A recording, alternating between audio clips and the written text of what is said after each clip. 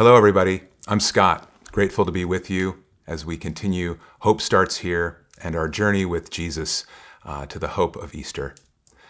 Today, we enter into the part of the story that is difficult, Good Friday, the crucifixion of Jesus.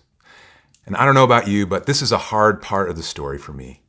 To think about someone who loves me more than anybody can imagine, suffering unimaginably on a cross is really difficult.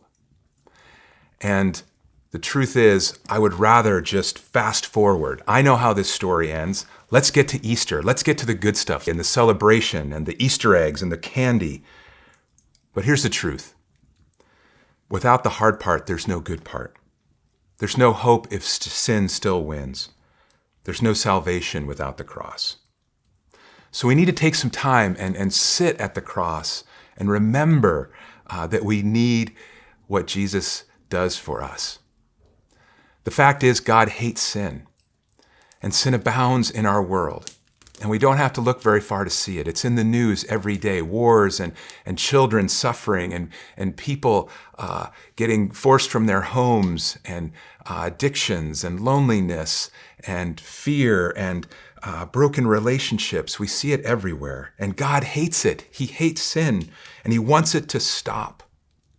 So He sent His one and only Son. God wants His children to know Him. He wants them back.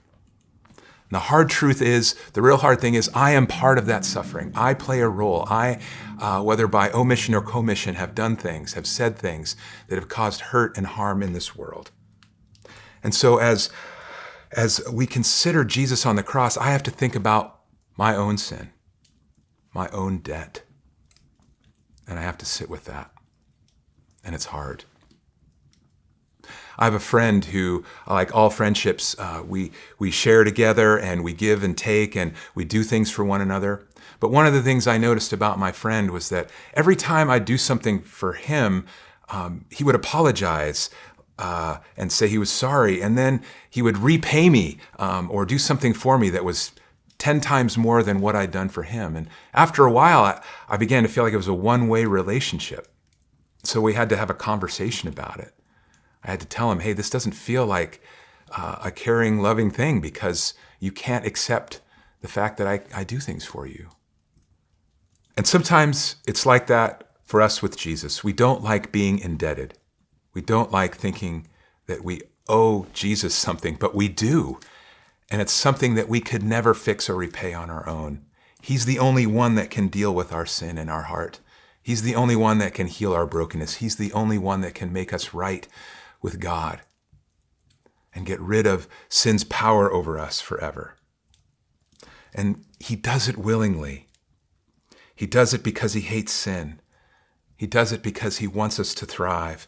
He does it even knowing that we don't deserve it and even knowing that sometimes we may even turn away.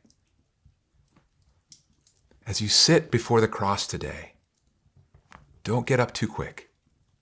Remember what God's done for you. Remember your need for Him.